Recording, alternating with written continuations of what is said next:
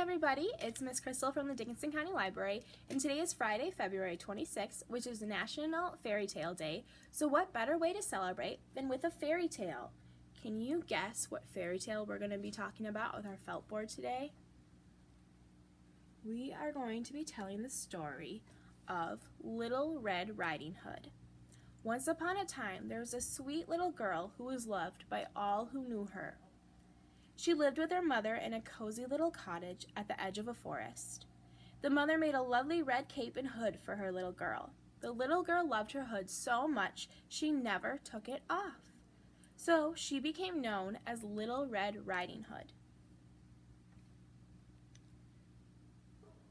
One day, Red Riding Hood's mother said to her, "Your grandmother is very sick. Please take this basket of goodies to her." So Little Red Riding Hood set out with a basket of goodies over her arm in the direction of her grandmother's house.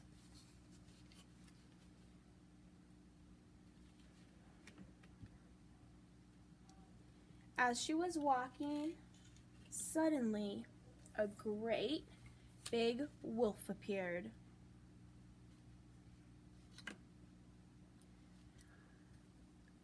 Little Red Riding Hood did not know what a wicked animal he was, so she was not a bit afraid of him. When he asked her where she was going, she told him that she was taking a basket of goodies to her grandmother, who lived at the end of the forest. The wolf, with a wicked plan in mind, hurried away.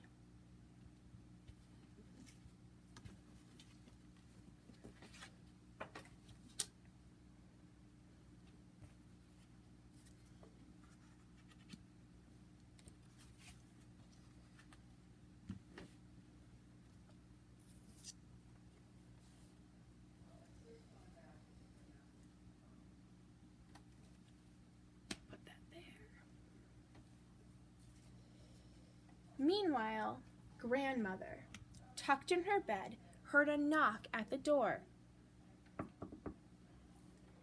Thinking it was Little Red Riding Hood who came to visit her, Grandma said, "Come on in."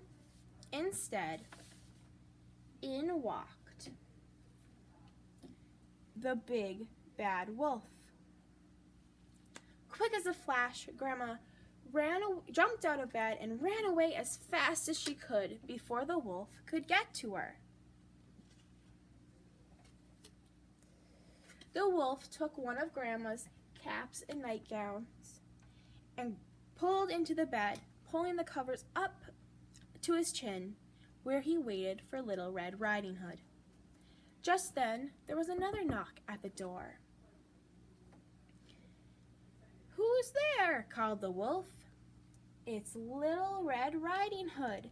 Please come in," said the wolf. "How are you feeling today, Grandmother?" she asked, as she bent over and looked more closely. She exclaimed, "Why, Grandmother, what big ears you have!" "The better to hear you with," answered the wolf. "And Grandmother, what big, bright eyes you have." "Better to see you with," answered the wolf. "And Grandmother, what big, sharp teeth you have," said Red Riding Hood, backing away from the bed. "The better to eat you with," snarled the wolf, getting ready to spring from the bed.